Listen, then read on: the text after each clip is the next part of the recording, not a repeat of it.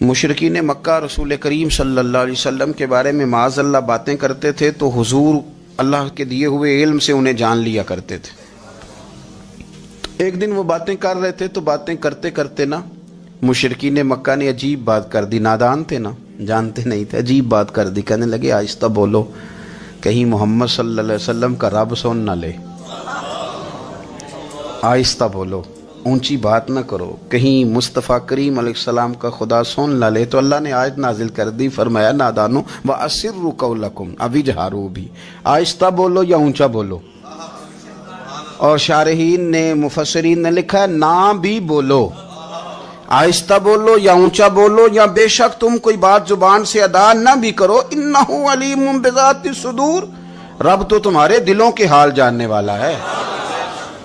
اسے تو پتہ ہے تم نے سینے میں کیا چھپایا ہے، حسد چھپایا ہے کہ رشک چھپایا ہے، عداوت چھپائی ہے کہ محبت چھپائی ہے، اسے تو پتہ ہے، اسے خبر ہے، اس لیے کہ وہ نظر ہی تمہارے دل پہ رکھتا ہے، اسے پتہ ہے تمہارے اندر کیا ہے۔ ہم لوگوں نے نا اپنی سارے معاملات دنیا داروں سے، لوگوں سے، یاروں سے، دوستوں سے وابستہ کر لیے۔ ہمیں تعریف بھی بندوں سے چاہیے، ہمیں اچھے ہونے کا جو ڈگری ہے وہ بھی بندوں سے چاہیے، ہم بندے بڑے نیک ہیں یہ بھی لوگ کہیں تو پھر ہم مطمئن ہیں، ہم صحیح راستے پہ چل رہے ہیں یہ سند بھی بندوں سے چاہیے۔ ہر بات پر اعتماد خلق، ہر وقت لوگوں پر ہی دھیان، لوگوں پر ہی توجہ، لوگوں کے معاملات ہی ڈسکس کرنا، بھئی یہ تو تیرے ذمہ ہی نہیں، تجھے تو کہا گیا ہے کہ وَمَن يَتَوَكَّلْ عَلَى اللَّهِ، تو اپنے رب کی ذات پر بھروسہ کر، فَهُوَ حَسْبُهُ، وہ تیرے لیے دنیا میں بھی کافی ہو جائے گا، آخرت میں بھی کافی ہو جائے گا، وہ تیرے لیے کافی ہے تیرا رب رسول۔ تو اللہ رسول کی جانب توجہ کر، فلانا کدھر جا رہا ہے، فلانے کے پیسوں پہ میرا کتنا حق ہے، فلانا آگے نکل گیا، فلاں پیچھے رہ گیا، فلاں نے محبت سے نہیں دیکھا، فلاں نے یہ کر دیا، آپ ساتھ چھوڑیں۔ یہ تو ہر وقت تو ذکر آپ کو اللہ کا کرنا تھا، یا ایھا الذین آمنوا اذکروا اللہ ذکرا کثیرا وسبحوہ بکرۃ واسیلا، یہ جو آپ ہر وقت بندے بندے کر رہے ہیں یہ تو آپ کو حکم ہی نہیں ہے، آپ نے تو ہر وقت اللہ اللہ کرنی تھی، تو جو کام کرنے کا تھا وہ چھوڑ دیا، جو نہیں کرنا چاہیے تھا اس پہ بحث شروع کر دی، پھر دل کے اندر مد و جزر خراب ہوتے ہیں، قلبی واردات بگڑ جاتی ہے، حسد پیدا ہوتا ہے، انسان کو لالچ پیدا ہوتا ہے، انسان حریص ہو جاتا ہے،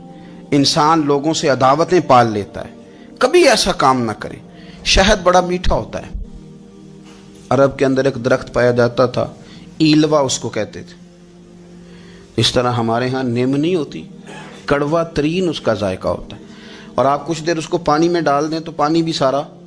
کڑوا ہو جاتا ہے، چونکہ اس کے خمیر میں رب کریم نے کرواہٹ رکھی ہے، اور حکمت ہے، اس کرواہٹ کا بھی اپنی جگہ فائدہ ہے۔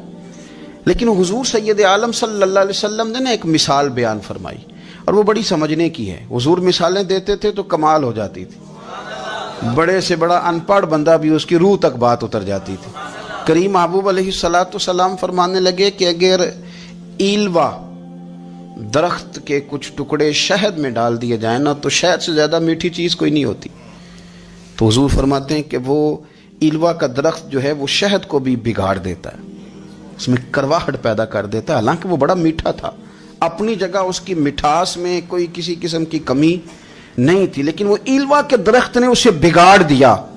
اللہ کے محبوب فرماتے ہیں جس طرح ایلوا کا درخت شہد کو تباہ کر دیتا ہے نا، اس طرح حسد آدمی کے ایمان کو تباہ کر دیتا ہے۔ ایمان بڑی میٹھی چیز ہے، بڑی حسین چیز ہے، لیکن جب حسد آ گیا نا، حسد ہے کیا؟